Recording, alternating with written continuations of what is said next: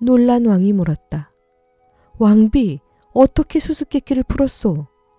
왕이시여, 여행을 가셨던 그 평원에서 서역의 왕자님과 마주쳤죠? 그리고 밤마다 그 젊은이와 장기 시합을 했죠? 그제야 왕은 모든 자초지종을 알게 되었다.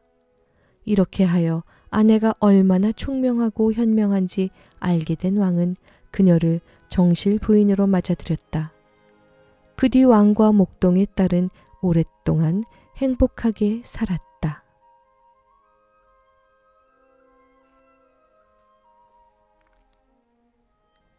안녕하세요. 달고나입니다.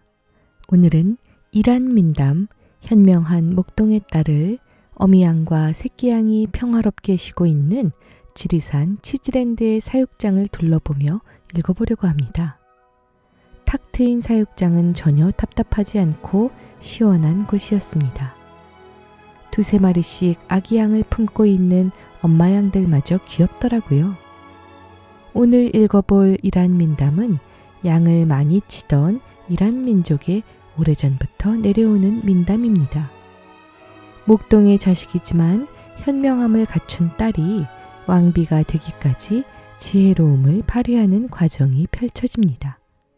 그러면 귀여운 양들을 둘러보시며 오늘 민담 들어보실까요?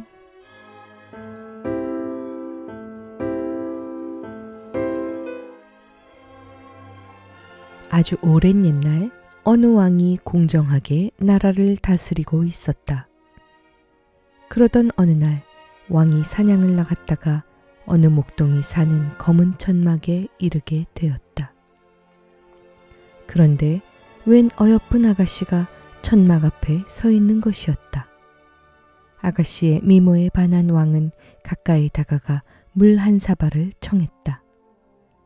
아가씨는 목동의 딸이었는데 언행과 태도가 매우 예의 발랐다. 왕은 목동의 딸이 말하는 모습과 외모를 자세히 관찰한 뒤 마음에 담아두었다. 궁으로 돌아온 왕은 대신에게 자초지종을 낱낱이 이야기했다. 그러자 대신이 신하를 보내 아가씨를 데려오자고 제안했다. 그러나 왕의 생각은 달랐다. 난 그 아가씨를 노예처럼 데려오고 싶지는 않소. 그래서 대신은 뜻을 바꾸어 아가씨의 아버지인 목동에게 혼담을 넣기로 했다. 그런데 대신이 보낸 신하는 목동의 검은 천막으로 가서 왕의 청혼을 전하며 정중하게 예의를 갖추지 않고 막무가내로 딸을 달라고 했다. 목동은 몹시 화가 나서 신하에게 불쾌한 말을 하고 돌려보냈다. 신하는 왕에게 돌아가서 그 내용을 전했다. 왕이 신하들에게 명했다. 자, 그대들은 지금부터 목동이 어떻게 하면 나에게 딸을 줄 수 있는가를 생각하시오. 곁에서 듣고 있던 대신이 말했다. 목동은 좀 소심한 사람인 듯합니다. 그러니 그와 비슷한 처지에 있는 적당한 사람을 보내 말문을 열 수 있도록 해야겠습니다. 그리하여 대신들은 목동의 친척 중에서 이 일을 추진할 수 있는 착실한 사람 하나를 찾아내었다. 친척은 목동에게 가서 말했다. 여보게, 자네는 왜 왕의 청혼에 그렇게 화를 냈는가? 글쎄 어떤 사람이 내게 찾아와서는 다짜고짜 나는 왕의 신하인데 당신 딸을 왕에게 데려가려고 왔다 라고 말하는 게 아니겠나? 난 예의 없이 구는 사람은 딱칠색이란 말이야. 그래서 그 사람에게 불쾌한 말을 좀 해주었지. 그러자 듣고 있던 친척이 말했다. 여보게, 왜 그런 말을 했는가?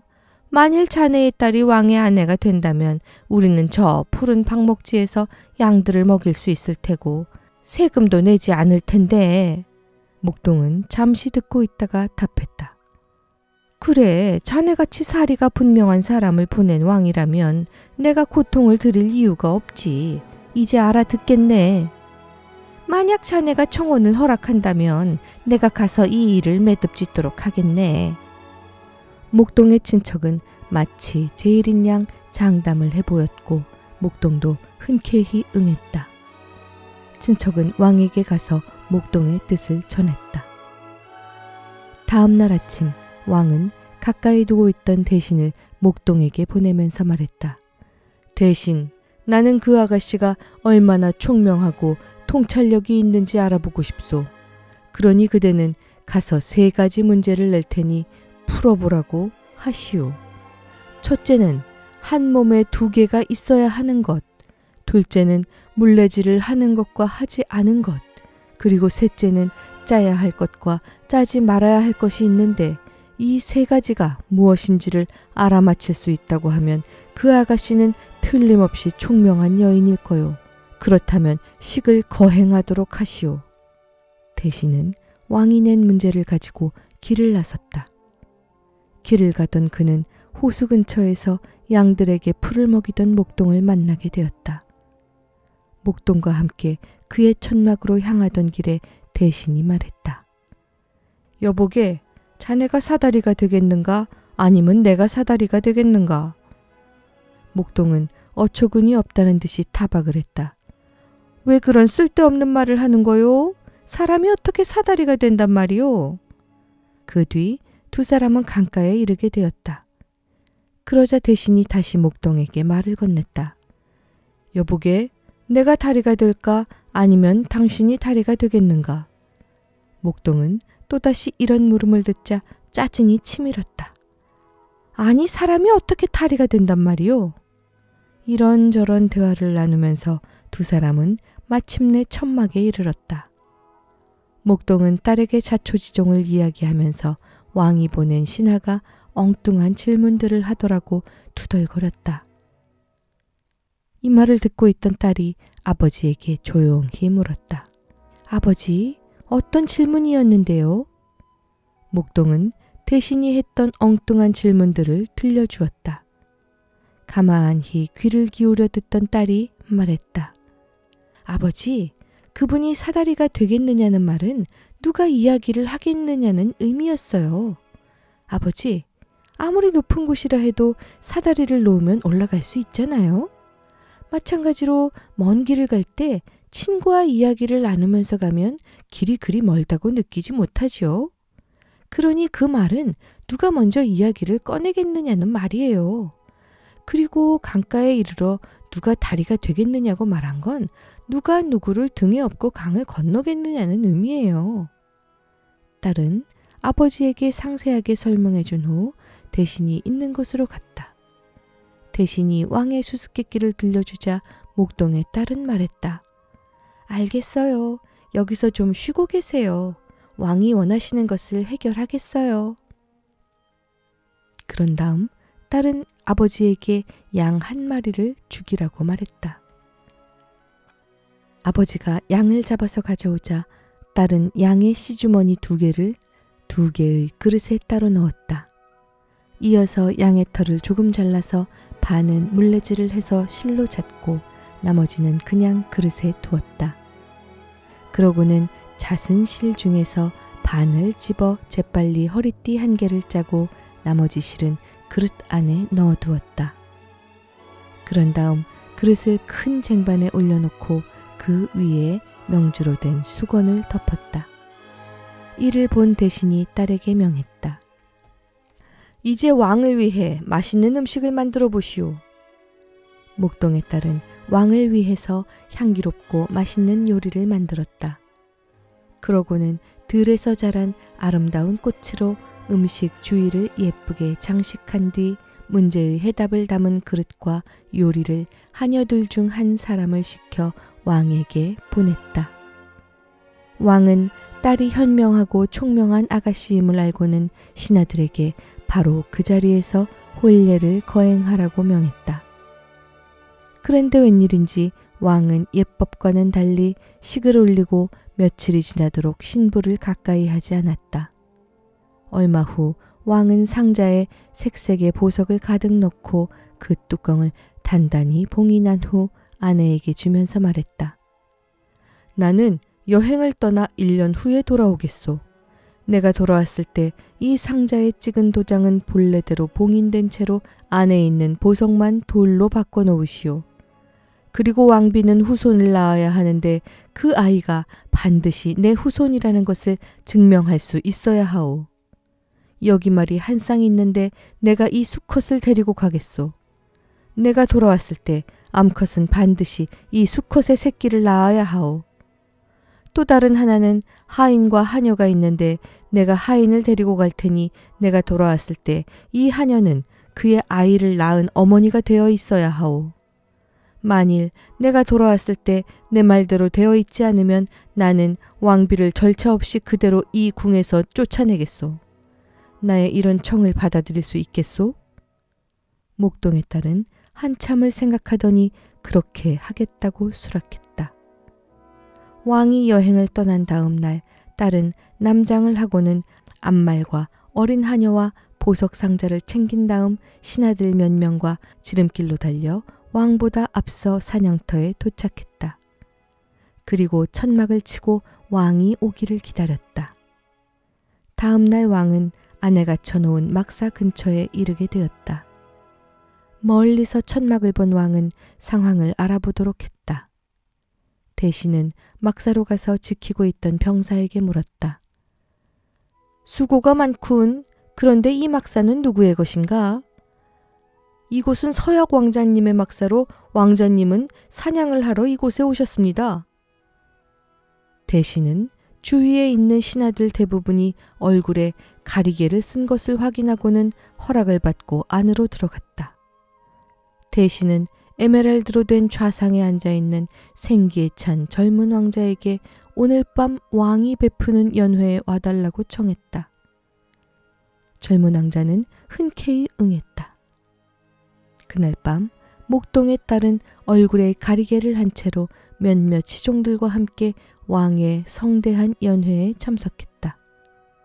시간이 얼마 지나자 왕의 신하들이 장기를 가지고 왔다. 서역 왕자와 왕은 앞말과 순말을 걸고 장기 시합을 했다. 그런데 뜻밖에도 왕이 젊은이에게 지고 말았다. 장기 시합에 진 왕은 신하를 시켜서 왕자의 막사로 순말을 갖다 주라고 명했다. 이에 왕자는 앞말과 순말을 밤새 함께 두고 나서 아침이 되자 돌려보냈다. 왕은 이러한 젊은 왕자의 행동을 기특하게 여겼다. 다음 날 밤 왕은 하인과 하녀를 걸고 다시 장기 시합을 했다. 이번에도 왕자가 이겼다. 왕은 젊은 왕자에게 자신의 하인을 주고 막사로 돌아갔다. 젊은 왕자로 변장한 왕비는 하인과 하녀에게 그날 밤 신방을 꾸며주었다. 그리고 아침이 되자 하인은 다시 왕에게 돌아갔다. 또다시 밤이 되자 왕과 왕자는 각자 가지고 있는 옥쇠를 걸고 내기장기를 두었다.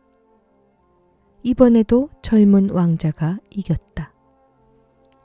왕의 옥쇠를 받은 왕비는 그날 밤 보석 상자를 열어 안에 있는 보석을 전부 꺼낸 다음 대신 들에 있는 자갈을 넣고 옥쇠로 다시 봉인했다. 아침이 되자 젊은 왕자는 왕의 옥쇠를 돌려주었다. 여러 차례 내기에 졌는데도 모두 돌려받게 되자 왕은 젊은 왕자에게 미안한 생각이 들었다. 또다시 밤이 되자 왕은 젊은 왕자를 만나러 막사로 가서 장기 시합을 청했다. 이번에는 만일 왕이 이기면 왕자가 왕에게 어린 중국인 하녀를 주고 만일 왕자가 이기면 왕이 왕자에게 일주일 동안 나라에서 쓸 돈을 주기로 약속했다. 젊은 왕자로 변장한 왕비는 일부러 왕이 이기도록 꾸몄다. 그리하여 막사에서 저녁 식사를 마친 왕이 돌아간 뒤 왕비는 남장을 전부 벗고 금실을 넣어 짠 아름다운 중국 옷을 입고 예쁘게 단장했다. 그러고는 얼굴에 가리개를 쓴 하인들에게 자신을 왕에게 데려가라고 명했다. 왕은 왕자의 하인들이 데리고 온 하녀를 보고 한눈에 반했다. 하녀는 왕을 피하려고 애를 쓰며 쉽사리 응하지 않다가 결국은 아침까지 왕과 즐거운 시간을 보냈다. 아침이 되자 왕은 하녀에게 여성의 혼인 자금을 얼마 정도 주고 돌려보냈다. 다음날 서역 왕자와 왕은 해질 무렵까지 사냥과 낚시를 하며 보냈다. 밤이 되자 왕자는 왕에게 강가에 가서 쉬자고 제안하고는 한편으로는 하인들에게 은밀히 명해 자신과 왕이 막사에서 어느 정도 멀리 떨어지면 조용히 천막을 거두라고 했다. 얼마 후 밤이 되어 왕이 술에 취하게 되자 목동의 딸은 신하들과 함께 말을 타고 살그머니 왕국으로 돌아갔다. 아침이 되어 잠에서 깨어난 왕은 젊은 왕자와 그가 있던 막사를 찾았으나 흔적조차 찾을 수 없었다. 시간이 흘러 왕은 궁을 떠난 지 1년이 지나 고향으로 돌아가게 되었다. 그런데 돌아와 보니 요람에서는 아이가 자고 있고 암말은 새끼를 낳고 어린 하녀도 아기를 낳아 어머니가 되어 있었다. 깜짝 놀란 왕은 왕비에게 이게 어찌 된 일이냐고 물었다. 그러자 왕비는 말없이 왕이 여행을 떠날 때 맡겼던 보석 상자를 가지고 왔다. 아, 그런데 이게 어찌 된 일인가? 보석 상자의 봉인은 그대로인데 내용물만 보석에서 자갈로 바뀌어 있었다. 놀란 왕이 물었다. 왕비, 어떻게 수수께끼를 풀었소? 왕이시여, 여행을 가셨던 그 평원에서 서역의 왕자님과 마주쳤죠? 그리고 밤마다 그 젊은이와 장기 시합을 했죠? 그제야 왕은 모든 자초지종을 알게 되었다. 이렇게 하여 아내가 얼마나 총명하고 현명한지 알게 된 왕은 그녀를 정실 부인으로 맞아들였다. 그 뒤 왕과 목동의 딸은 오랫동안 행복하게 살았다.